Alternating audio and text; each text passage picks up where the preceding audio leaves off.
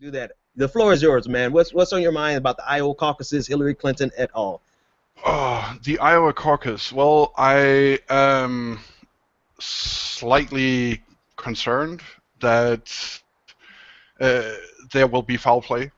I gotta say. I know it sounds conspiracy theorist like, but Microsoft did a software for the Democratic and Republican Party that they released last week, and this software is going to track the results that people put in, and it is the official software tool that the Democratic Party is using. Mhm. And there's been quite a few articles raising concerns that this software is not open source, so that anyone can take a look at the code and see what the code is doing. Happening in the code. Yeah, so I'm a bit concerned that there might be a bit of foul play there. I'm not sure. Or at least I the opportunity, the appearance that of the opportunity. I think what it goes to is that when you do something and it's not transparent, it leaves questions on the table of whether or not it's actually transparent and whether or not we can trust it. I mean, you always have to have something with something that can be verified, in my opinion. But go ahead. Yeah, exactly. And there has been in several tech magazines, there's been articles stating that they can keep it as proprietary technology and code, no problem. So there's from these coders' point of view, they don't see any rational choice why a piece of software used in an open democratic process isn't open source, so anyone and everyone can see what's going on. Hmm. Um, so I'm slightly concerned about that.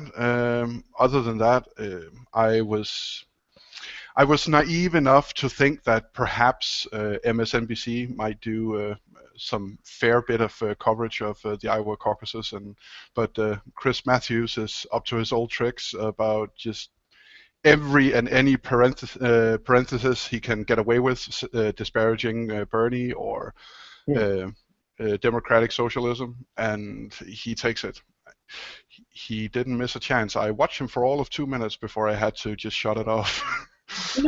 Chris Matthews has a serious grudge against Bernie Sanders. I don't think anybody can deny that because it is really transparent at this point that he just the way he comes.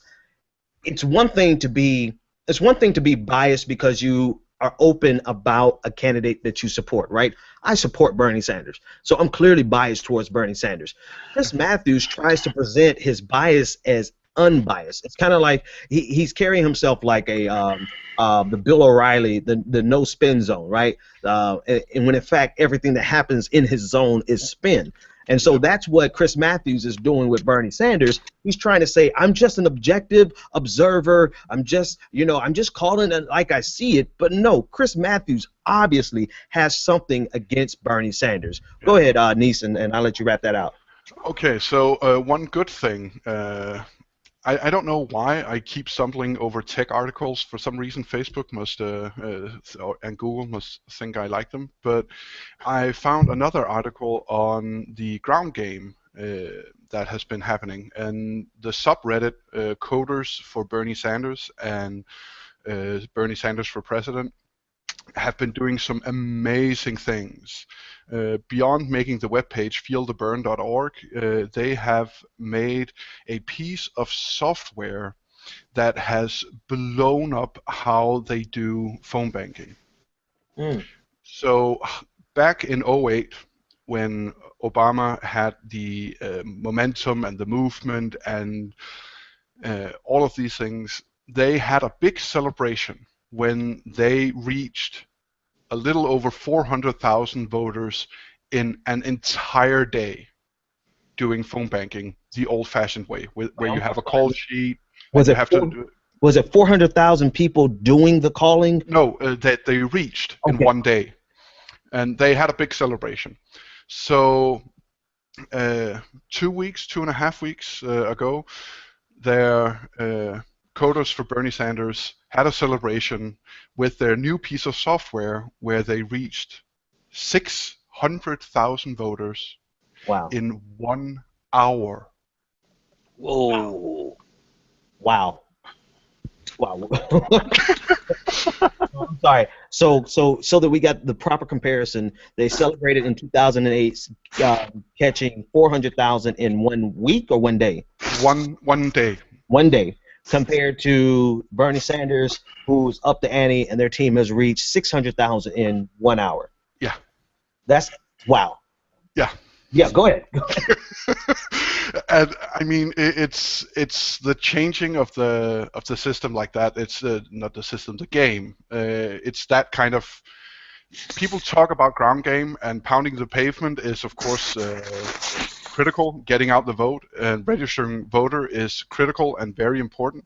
Engaging people is very important, but reaching 600,000 people, that is off the charts. They actually, what was it, about 3 weeks after they launched the program, they expressed concern that they might run out of people in the DNC's database of people to call. Stop. That's the problem I'd like to have. Absolutely. That's the kind of problem I'd like to have. So apparently my Spreaker stream has gone down. Thankfully, we haven't hit the regular 9 o'clock hour. I'll get that fixed in the middle of our conversations. But that's amazing. That's amazing that they have upped the. Listen, let me expand that conversation, because there's a very concerted effort by Hillary Clinton supporters to paint this narrative that Bernie Sanders is running against Barack Obama. And I think your story of how they've improved and they've reached so many more people in an hour than Obama did an entire day really paints the proper relationship between 2008 Barack Obama and 2016 Bernie Sanders. It should never be about freezing our political movement in a point of time celebrating a single individual. The future of the Democratic Party, or the progressive movement, really, because forget about the Democratic Party. The future of the progressive movement cannot be frozen at the feet of Barack Obama. Moving forward and doing something more is not about tearing down President Obama. It's about building on top of what President Obama has already done.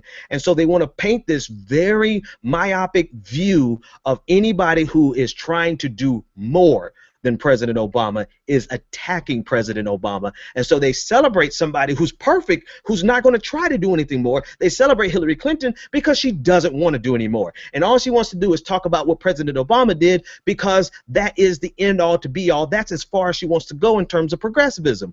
So I think that story that you're talking about is very, very key, because it's not about destroying President Obama's work and his legacy. It's about building on it and moving forward to the next generation. Of course, in 2016, we should be doing more than what Barack Obama did in 2008. It would be irresponsible for us to still be in 2016 where President Obama was in 2008, yet you have a candidate like Hillary Clinton running around the country celebrating all the accomplishments that we got up to 2010, the Affordable Care Act, and acting as though that is the pinnacle of our achievement as Americans. And this example that you gave is perfect in that, no, we should never stop progressing. And that means we're going to do things in 2016 that President Obama only dreamed about doing in 2008. That doesn't disrespect President Obama. That stands on his shoulders and allows us to go further than President Obama.